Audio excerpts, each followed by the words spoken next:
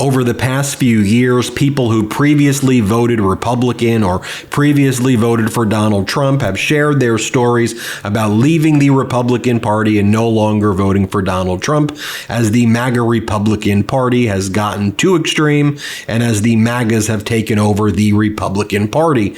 Let me share some of those stories with you right now that I recently received. And if you have a similar story, whether it's you, a family member, coworker, neighbor, whoever, please share them with me in the comments below. My first comment that I got: former Republican voting straight blue this November for democracy, women's rights, and sanity.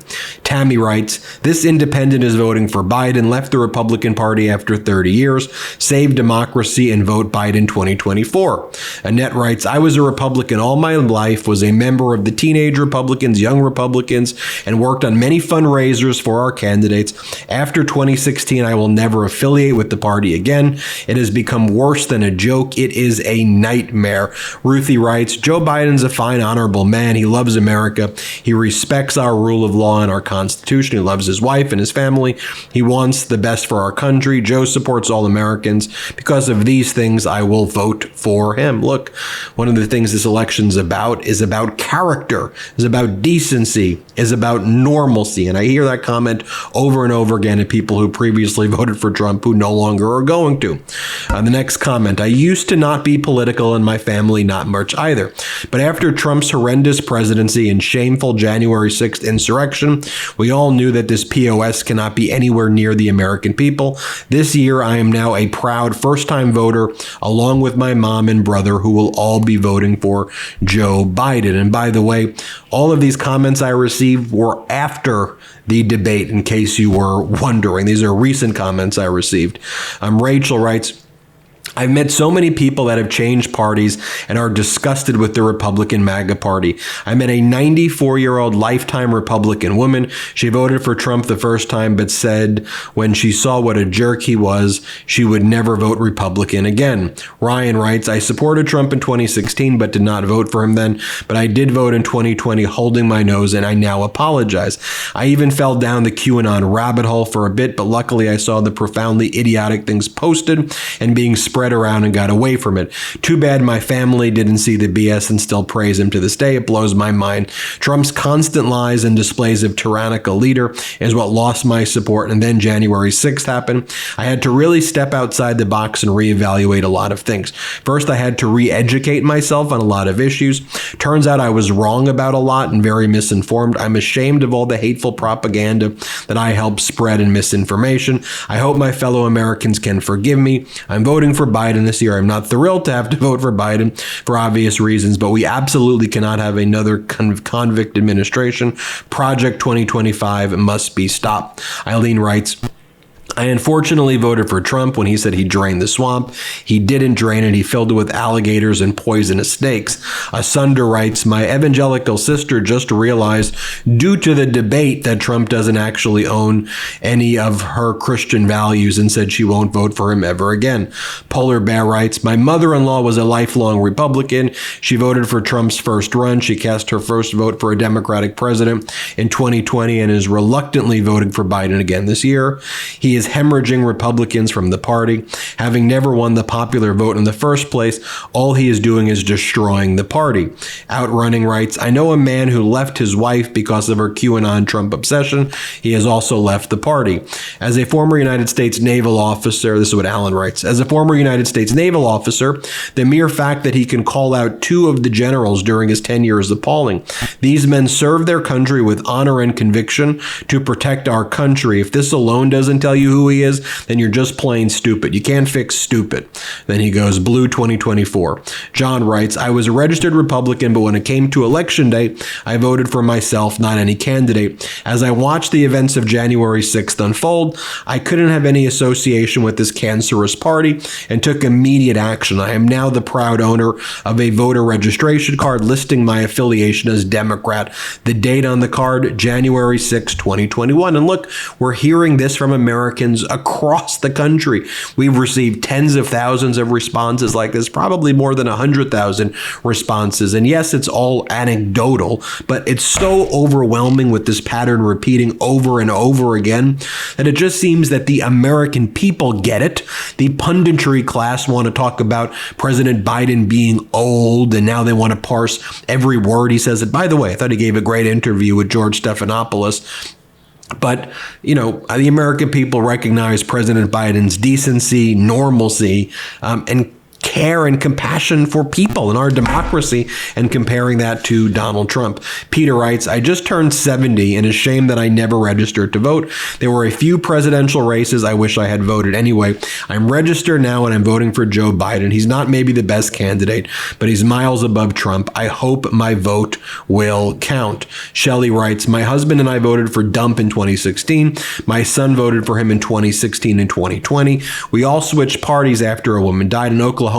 A woman was having a miscarriage. She went to the ER and they turned her away because she wasn't dying fast enough. She died in the parking lot. Dump did that with his choices. It wasn't reported because I live in Dump land. We are all voting blue. I think that's an important story that was never really shared before in the news that is worth covering and is worth giving attention to, which we will here on the MeidasTouch Network. I want to read you more comments, but let me share this with you because I just think this tells you the distinction between the two men. Here is Donald Trump at a recent speech he gave in a church where he leads a rally chant of the curse word BS. I don't want to say it, but let me show you him. So this is Trump, then I'm going to show you Biden. Here's Trump. Play the clip. So they come up with something that's fake, just like everything else they do. It's all fake. The impeachments are fake. The court cases are a disgrace to our country. Everything is fake. So they come up with this order. I won't say it because I don't like using the word bullshit in front of these beautiful children. So I won't say it. I will not say it. But this thing allows millions of people.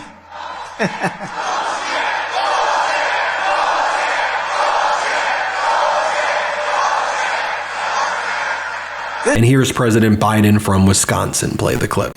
Ultimately, the American presidency is about character. The character of the president who holds the job. Because with the immunities the Supreme Court just talked about, it gets down to that. It gets down to that. It's about honesty. It's about the president's decency, integrity. Do they respect people? Or do they incite violence and hate? Can they honor their oath to the Constitution and uphold their oath of office? Well, I don't think it's an exaggeration to suggest Trump has failed on every one of these character tests. Every one. And what's worse, the Supreme Court has just ruled that there are virtually no limits on the power of the presidency. I know it sounds bizarre, but that's what they ruled. A frightening decision. According to an extreme majority of the Supreme Court, the president is now above the law. We just celebrated the 4th of July, saying we will not be ruled by a king. And this Supreme Court he appointed proved this new law. It's in a dangerous precedent, especially if Donald Trump has returned to the presidency. Just think about it. The second term, this next term, whomever is the president is going to appoint at least 2 new appointees. A second Trump term where there are no limits. Supreme Court Justice Sotomayor warned us about that in her dissent in that case. Here's what she said. She noted that based on a majority decision, Trump can take out his opponents, physically take them out, take bribes, lead a coup, and be immune to ever being held accountable for it if he did it while he was president, according to the Supreme Court. Where the hell are we? So he really could become a dictator that he promised to be on day one. For over 2 centuries, America's been a free democratic nation.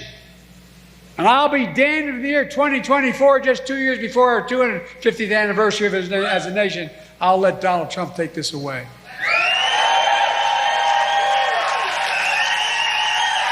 Folks, this is not hyperbole.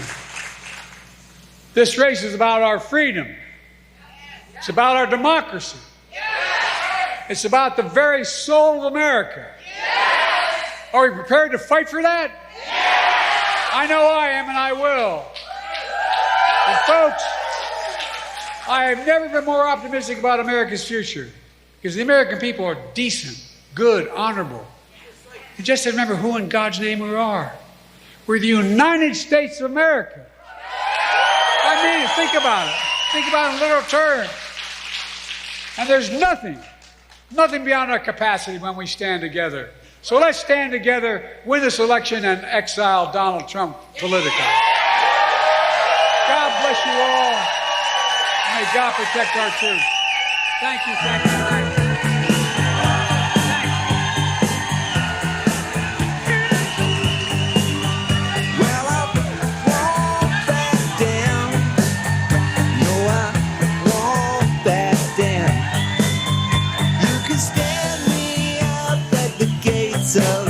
Read you this from Dwayne Hurt. Ben, I've got a buddy named Chuck.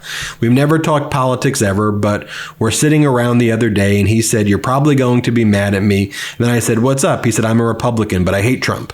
Then I said, oh, really? He said, when that fool told the American people to inject bleach, that was the end for me. Then he said another one of his friends, he had told that to ask, what did you hear that on CNN? He said he told his friend, I don't give a damn if I heard it on Mickey Mouse channel. I heard it come out of his mouth. The next comment is an interesting one, too. While on Facebook this past Friday, the day after the debate debacle, I saw an old high school friend post a pro-Trump meme. Now, this guy is very religious and goes to the Calvary Baptist Church, but the comment section from what he posted made me smile. It was a half a dozen of his friends telling him how wrong Trump is for this nation. I say this because I live in Pennsylvania in a very MAGA Trump county. My county went 75% to Trump in 2020. To see so many speak out was great, and I have noticed a lot of locals don't show outward support to Trump anymore. I've been hearing this a lot too, and you may want to share these comments below as well, which is a lot of people who said there used to be Trump signs all over and Trump flags, that we just don't see them anymore in those same houses. Steve Bouchard writes, I've been independent. I voted for Nikki Haley to avoid Trump's bullshit stories. I'm Joe all the way. He was tired at the debate, running the country and having to debate a criminal. And Trump did a Von shits in his pants. I could keep reading more, but I think you get the point there. And look, as I reflect on this Independence Day as well, of Donald Trump selling American flags with his name on, you see it right there. Whatever the heck this is right here with these like Trump supporters who wear the shirts. I'm with convicted felon, diapers over Dems, with their water floaties squirting whatever water at it. Some just here. Let me show you this here, just so you see what I'm talking. Here, play this clip.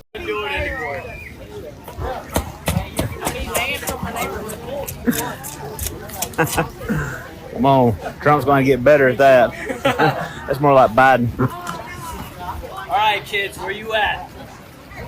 Look, that culty behavior exists, but I just refuse to believe that that's more than 35% of Americans. The question is what do we, the people, the silent majority who want normalcy, what do we do?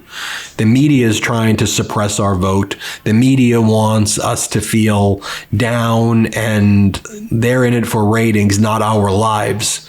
And I just think it's important that we recognize the power that we have, the power that you have, and don't buy into that crap. Don't buy into their narratives, and just get out there and support our democracy.